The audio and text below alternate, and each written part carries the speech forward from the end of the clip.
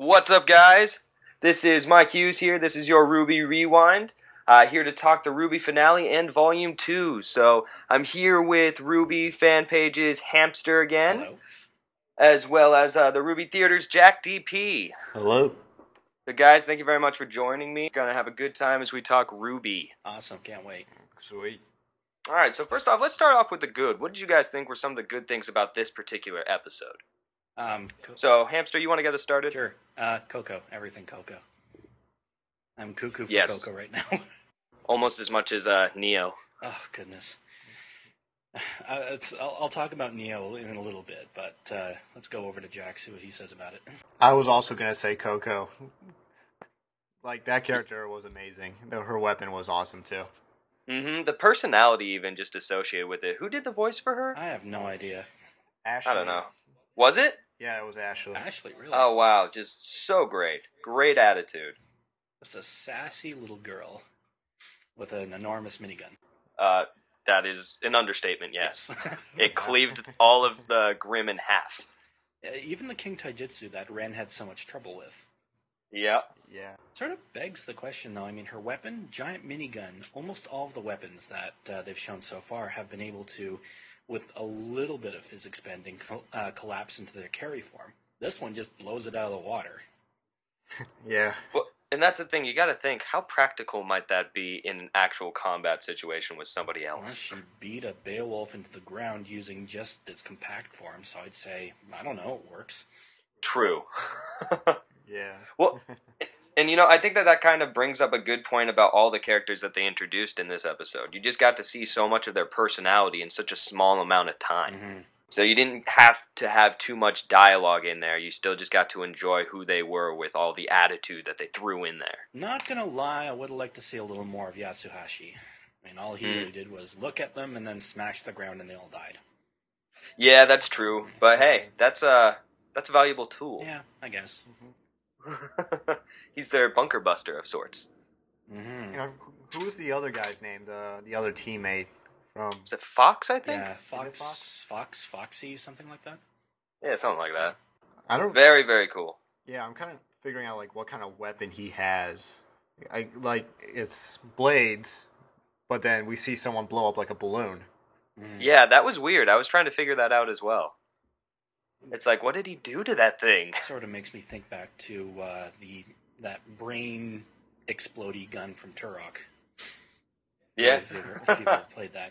So, just moving on a little bit, one of the things that I really liked about the episode was the way the villains got involved with the fight. It's intriguing how they want to be seen as the hero, so I thought that was kind of well done in that way.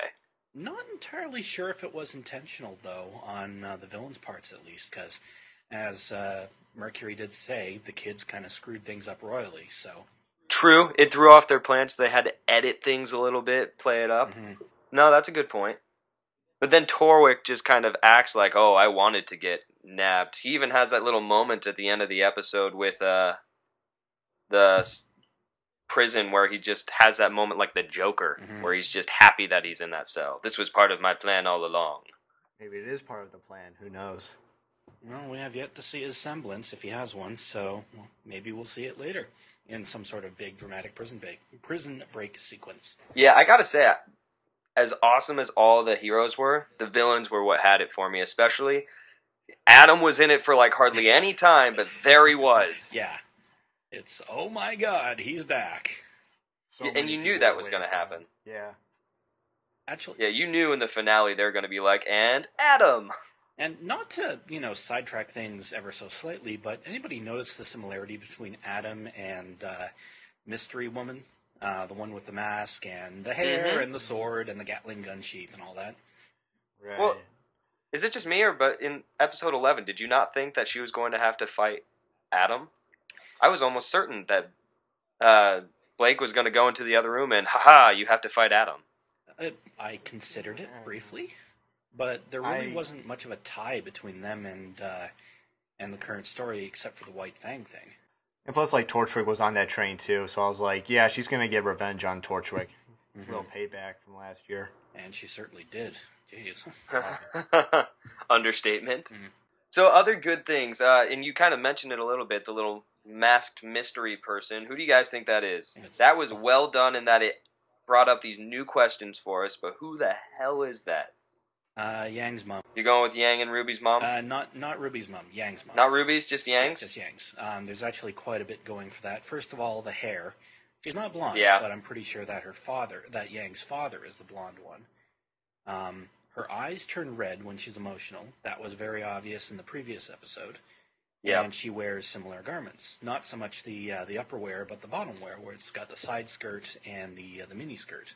So that's making me think, this could very possibly be Yang's mom, and that was very reinforced at the end of the episode in that little teaser clip when they were talking to each other. Well, they also show her name at the credits. True, Raven something, wasn't it? Yeah, Raven, like Burnwen or something. Yeah. Mm-hmm. Yeah, so, and, that's one of the things that I've always found kind of intriguing about RWBY. They don't hide those names. They don't care about hiding those names. They'll let you know if you want to look in the credits, but those names aren't going to tell you anything. Mm-hmm. So, I'm excited. That's one question that's kind of left unanswered, which kind of transitions us a little bit over to maybe a little bit of the bad side, which is they have a lot of questions unanswered. A lot. Mm-hmm. So, and there's good and bad to that. The good of it, obviously, being that if your fans are asking for more, that's great. But at the same time, you don't want to frustrate them by not giving them any answers. And I felt as though that's kind of where this finale left, was with more questions than answers. True, but the questions that it popped up were questions that were made apparent very recently. I mean, the whole plot between Cinder and Torchwick and the rest of them and how they're going to do with Vale, and even that thing at the comms tower, that's expected to be resolved and figured out once this whole situation is. So that's not a very pressing question that was brought up. Mm-hmm. But the mystery woman, Adam, what his role in all this, those were sort of dumped on us at the very, very end. And they're more of sort of, hey guys, look forward to what's coming up because you know it's going to be awesome. It's not the bad sort of questions that I believe they could have done, which they didn't. I think it was actually done rather well, but that's just me. No, and you know what? I think that they teased it well. That was the nice thing about it. They did leave a lot of questions, but they weren't necessarily bad questions. Mm-hmm. Right. So, Jag, what do you think? Yeah, they left a lot of questions. I think through this entire volume, they gave us more questions than answers. I think the only good, the only answer that we've got was, what is Penny? And that she's a robot. And I was kind of sad that we didn't get to see her in this finale. I 100% agree with you. I was looking for Penny, like, oh, when's she going to show up? This is going to be awesome. But I will give them this. The Grimm were already surprisingly easy to beat. If you throw Penny in the mix, that fight would have been over in like 5 seconds. She's OP. I'm pretty sure that's her purpose to begin with. And seeing her in the fight would actually have been kind of a... she wasn't supposed to be in the fight. She was stated to have been combat trialed in the tournament by Ironwood. She actually stated that herself. I'm here to fight in the tournament. And considering how much security detail is placed on her and how much they want to keep her a secret, I'm pretty sure that they don't want to deploy her in something like that. And besides... She's not getting out again. Pardon? She's not getting out again. No. Probably not, no. Even though she could probably do it if she wanted to. Alright, so and here's a slightly good, slightly bad moment. Sun and Neptune. What are you guys doing out there? They were there for that bro moment, and that was it. Exactly. It was like, oh, but I want to see them fight, and where's the rest of their team? That could have been so awesome. Yeah. Not to say it wasn't, but it was awesome in a totally different way. What were the rest of their team doing? I mean, it was just Sun and Neptune with the whole deputy badges. There was no mention of the rest of the team at all. Scarlet and... I can't remember the other guy. Sage, that's it. Yeah, Scarlet and Sage. No mention whatsoever. Well, you don't even see them in action the entire season, and that's when I think of the overall downfalls. Doesn't bring it down totally, but just weaker moments of this volume in general is that these outside characters get mentioned and shown, but not much happens with them. It's very focused on the main four, which isn't bad, it's just different than the last season. I feel like they've introduced a lot of characters and, just haven't given them enough time for any kind of development.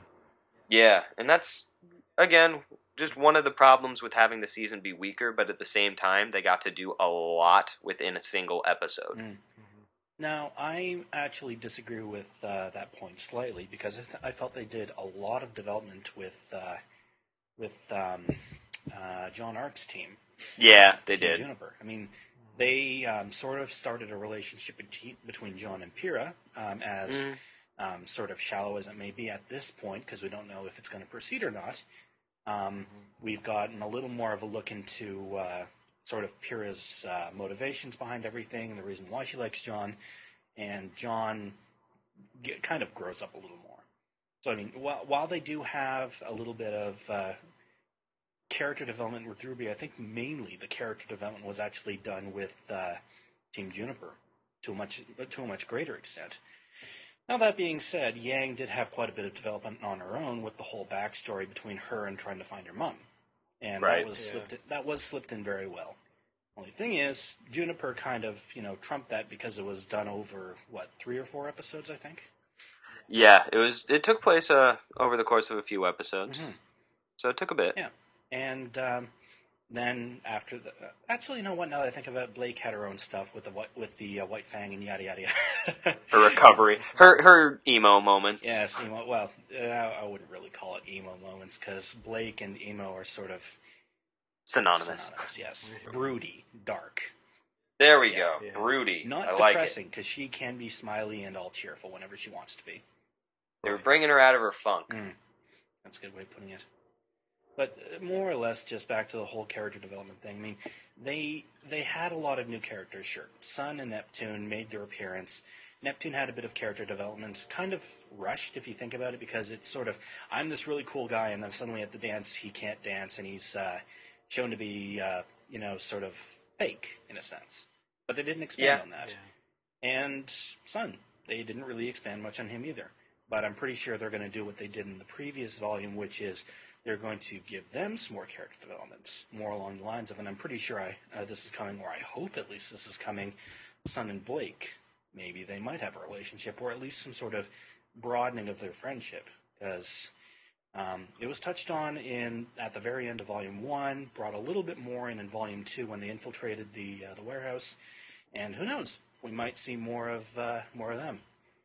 Yeah, the one thing I just don't want to see is like it's Sun versus Adam in a battle for Blake's soul. I want Blake to fight that battle. I don't get why people want to see that. That's something I don't want to see. Yeah, that's what I'm saying. I do not want to see that. I don't. It's like, come on, let her fight her own fight. I really don't think that's going to happen. I really don't. Blake and Adam had a mentor-student relationship, and she left him because he was becoming too dark. And he was a very dark person to begin with, so what does that say? I think she's going to try and reconcile with him temporarily, but I don't think it's going to go much further than, hey, you're siding with the enemy, you need to stop. I'm not going to stop. I'm big and I'm evil and I wear this grim mask. And she says, okay, well, you're going down now. Yeah, and, I think that's kind of the interesting thing about the series at large is that they try to aim to avoid just the cliches at times, especially when it comes to relationships, I feel. Yeah. With the exception of the school dance. Now, I'm just going to mention this because I know some people are doubtless going to listen to this, and they are going to be voicing their opinions very strongly, especially on the page that I admin as well. Just because they didn't have any homosexual dancing at the dance does not mean that it doesn't exist in this. In fact, Montiam has stated, yada, yada, yada. I'm not going to go into it. It will be there. Please. Yeah, and I think that's one of the things that you see it with different showrunners at the same time. I'm not sure that that's something that they needed to mention, because I feel as though if they had mentioned it, said anything about it, it would have kind of defeated the purpose a little bit. Like, why don't we just throw it in there and see if anybody notices? And if nobody notices, cool, that means that they accept it. You don't have to parade it around like it's just some big thing. It's like, no, just let it be what it is. Yeah. It's you don't need over-representation of such a thing, especially in a medium where the story and the characters are supposed to be evolving. If you do such a forced thing, it will feel forced. And they touched on it. I mean, Yang said to Blake that she'll save her a dance. What does that mean? Yeah. What does that say? There's a lot of speculation on that, and they haven't expanded on it, which I think is good, because it'll just evolve naturally. Yeah. Yeah, I agree. And then we're moving a little bit into Volume 2 at large, so I'd say that there was a lot of that. You had a lot of that kind of different character interactions. Last season, it was all about Ruby and Weiss. This season, it could be about more of the other girls and all the other interactions between them, rather than just the single relationships. Mm. So you mentioned a little bit with Jean and Pyrrha. One of the relationships I want to see expanded on more is Ren and Nora. They I agree. They awkwardly are just kind of like, we're not dating. It's like, oh, then what's up? Let's get some more interaction with those two characters. Not necessarily with each other, but what's going on with them? I want to know more about them. I'm fully expecting them to hide in a closet and do super serious face hugging when no one's watching. Right? I'm pretty sure that Monty's just hiding from the audio capture. I don't know. Let me just animate. Well, he hasn't gotten a lot of lines recently, and I'm not entirely sure if that was intentional or not. Well, they did say that Ren is a quiet guy, and he doesn't say much at all. So I think it was fine that he didn't say a lot in this season. True.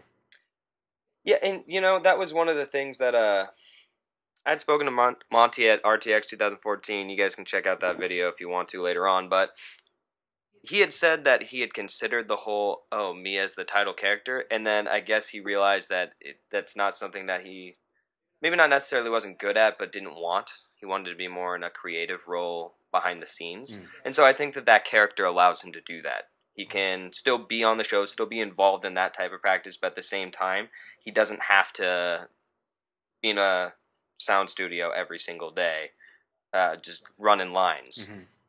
Right. So he can kind of move around a little bit. So that's the nice thing about it. And I'm pretty sure he prefers sitting at his computer and animating his butt off instead of in front of a mic and speaking his butt off. Yeah, it gives him a little bit of mobility. Yeah.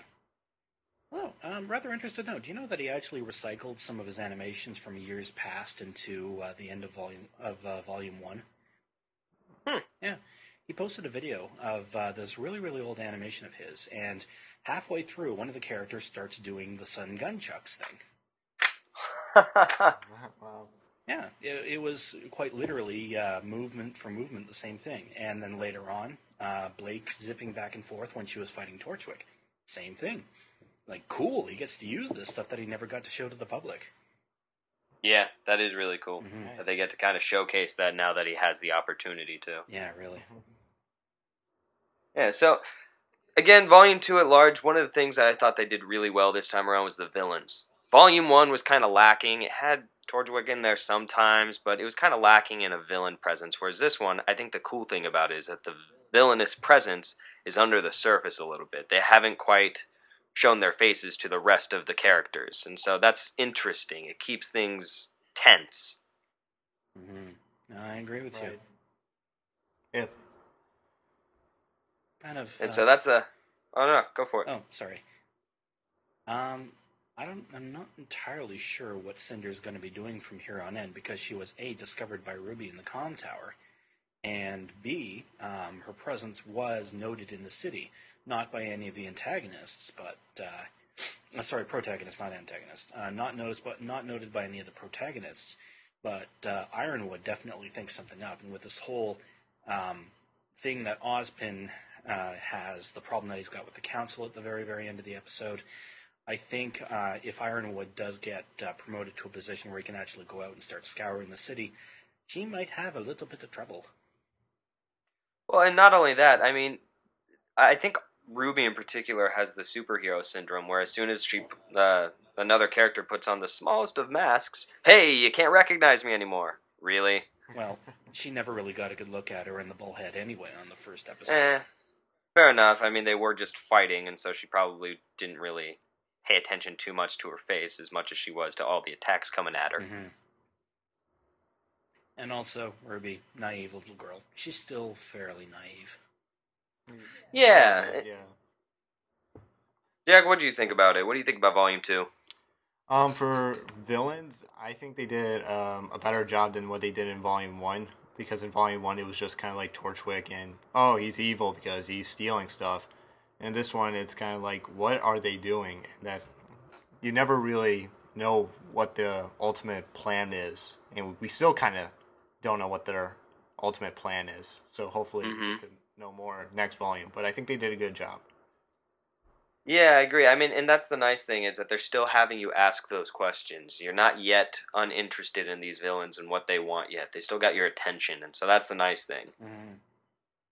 So, the one thing I will say about Volume 2, though, at large, is that it does feel like half a story. Like, this should be a mid-season break or something like that, and they should keep going later on. Because right now, it just feels like they finished part of the story, but they still have, again, all these questions that are left unanswered that kind of seem like they need an answer.